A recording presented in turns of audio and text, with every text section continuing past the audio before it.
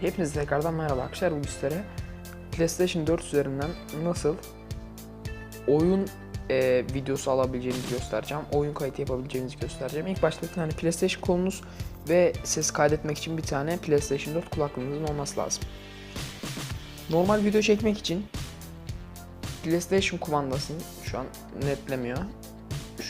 Şu parmağımın olduğu yerde şehir yazan yeri ilk kez basıyoruz.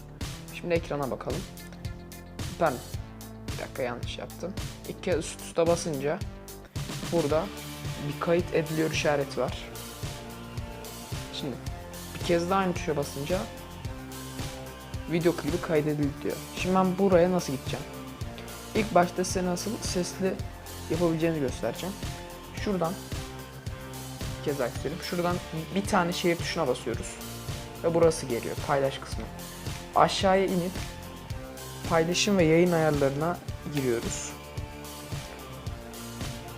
Video uzunluğunu ayarlayabilirsiniz. Ben 60 dakika yaptım. 30 dakikaya kadar var. Şimdi burada sesli video yapmak için ses paylaşım ayarları diyorsunuz. Ve buradan hepsine tik atıyorsunuz.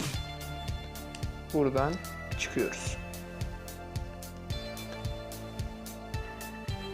Ve gittiğimiz yere de şuradan girebiliyorsunuz.